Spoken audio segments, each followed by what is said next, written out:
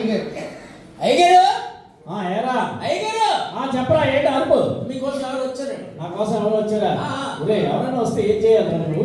ఏం చేయమంటారు చెప్పండి. ఆ టేబుల్ మీద జీడిపప్పు ఉందా, కిస్మిస్ ఉందా, ఇక తర్వాత మిక్సర్, ఆ కాఫీ అన్ని ఇచ్చి కూర్చోబెట్టి అప్పుడు అయ్యగారు ఎవరో వచ్చారని చెప్పాలిరా. అలాగంటారా? మరి సరే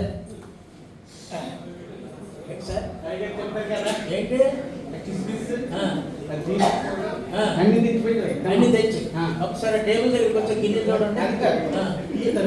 అలాగే ఇవి పెట్టేస్తా. ముందు ఆ టేబుల్ మీద వెళ్ళే గిన్నెలు ఒకసారి చూసినండి. చూసి వచ్చారా? ఉన్నాయా అక్కడ? ఉండవా? ఆ గురువు గారు అన్ని లోపల నుంచి అలాగే చెప్తారు. ఆ టేబుల్ మీద జీడిపప్పు ఉంది, కిస్మిస్ ఉంది, మిక్సర్ ఉంది, ఫ్లాస్క్ లో కాఫీ ఉంది పెట్టండి. అందులో పెడతాడు. అడిదిరికి అడిదిరికి నోట్లు 4 వేసేసుకుని అవి ఖాళీ చేసేస్తాడు. వచ్చిన వాళ్ళకి ఇలాగే చెప్తాడు. ఈ గొట్టంగా ఇప్పుడు ఇంతే. సరే నేను వస్తాను. మళ్ళీ వస్తారు కదా? మళ్ళీ వస్తాను. మంచిది.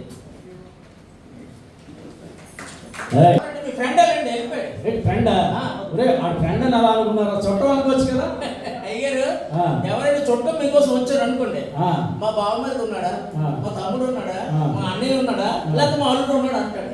కానీ వచ్చిన ఏంటన్నాడు తెలుసా? ఆ గొట్టగాడు ఉన్నాడా? ఆ గొట్టగాడు వచ్చి అడిగాడండి. ఈ గొట్టగాడి గురించి ఆ గొట్టగాడు అడిగాడంటే నిజంగా ఆ గొట్టగాడు మీ ఫ్రెండ్ అండి. నిజంగా ఆడే అన్నాడా లేకపోతే నువ్వు అనుకోవాలి? ఊరుకోండి సార్, నాకేం పని అనడానికి. సరే కానీ మార్కెట్కి వెళ్ళి ఏంటంటారు? మార్కెట్కి వెళ్ళా మా ఆవిడ తీసుకెళ్ళారు. తెలుసు కదా, మార్కెట్కి వెళ్ళి ఏం చేస్తారు? ఏంటంటారు? కూరలు తీసుకురారు. ఎలాగైనా 3 నెలలు కూరగాయలు తీసుకొస్తాయి, ముద్రకున్నాయి, ఇవి లేకపోతే తీసుకురాలి. మాత్రం పొరలేదని నేను పెట్టుకొని చాలా ఇబ్బంది పడ్డాను అన్నారు. అందుకని చెప్పేసి మరి ఇప్పుడు ప్రతిసారి మీరు చెప్పినట్టు చేస్తానండి. మొన్న ఎలాగని చెప్పి లేకపోతే తెచ్చేటప్పుడు గిల్లి చూడరు అన్నారని చెప్పేసి వెంకయ్యమ్మ గిల్లని సాగి కొట్టిందండి. వెంకయ్యమ్మ గిల్లిరా? వెంకయ్యమ్మ ఎందుకు గిల్లురా? మరి వెంకయ్యమ్మ దగ్గర ఆడపోయి ఉందండి. మరి అందుకని చెప్పేసి వెంకయ్యమ్మని గిల్లాను. లేకపోతే లేదని అడగమని. నేను గెలమని ఆడపోయే కానీ వెంకయ్యమ్మని కాదా? ఒక్క మీరు క్లారిటీగా చెప్పాలి కదా. గెలమంటే అమ్మ వెంకయ్యమ్మ ఏమనుకో నేను గిల్లాను. సర్లే వద్దులే, నువ్వు మార్కెట్కి వెళ్ళదు కానీ ఆ వెంకయ్యమ్మని పొలయమ్మని గిల్లితే అందరూ ఇంటికి వచ్చి దెబ్బలు పెడితే నేను తరుగు తీర్చలేను కానీ నేను వెళ్ళొస్తాను. నేనే వెళ్ళొచ్చాను. నేనే తెచ్చుకుంటాను. ఇంట్లో పనులన్నీ చూస్తానండి. చూసిరా? అలాగే ఎలా వచ్చారు? ఓనర్ గారండి, ఆయన బాగానే ఉన్నారు కదండి. ఆయన కోసం మీరు ఎందుకు వచ్చారండి? ఎప్పుడు వచ్చినా వచ్చేస్తుందా? అయ్యగారు కూర్చోండి. నాకు తెలిసినప్పుడు మీరు 19 సార్లు తిరిగి ఉంటారు కానీ ఎందుకు అయ్యగారికి మీకు ఏంటి పని చెప్పండి.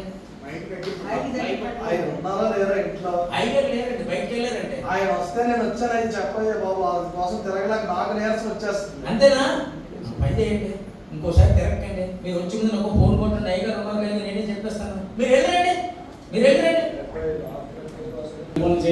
అన్ని పనులు చేశాను నేను. అయ్యగారు డాక్టర్ గారు ఉన్నారు కదా. అదేనండి, మీ ఆరోగ్యం చూస్తుంటారు కదా మన ఆరోగ్య డాక్టర్ గారు. ఎందుకు వచ్చాడండి? ఇప్పుడు 19 సార్లు వచ్చాడండి. కాదన్నా డాక్టర్ గారికి మీరు ఫీజు ఎంత ఇస్తారండి వెళ్ళేటప్పుడు? వచ్చినప్పుడు 500 ఇస్తాను. కాదండి, 19 సార్లు వచ్చాడంటే దగ్గర మీరు 20,000 రూపాయలు బయట పడిపోయి ఎందుకంటే అందరూ అలా మాట్లాడతారు. డబ్బులు ఏదో ఇచ్చేచ్చు కదండి. 20,000 ఇమ్మంటావా? మరి 19 సార్లు వచ్చాడంటే దగ్గర 20,000 అవుతుంది కదండి. ఫస్ట్ టైం ఒకసారి వచ్చాడా? అవును. 500 ఫీజు ఇవ్వాలా? ఆ 500 కోసం 19 సార్లు తిరిగాడా?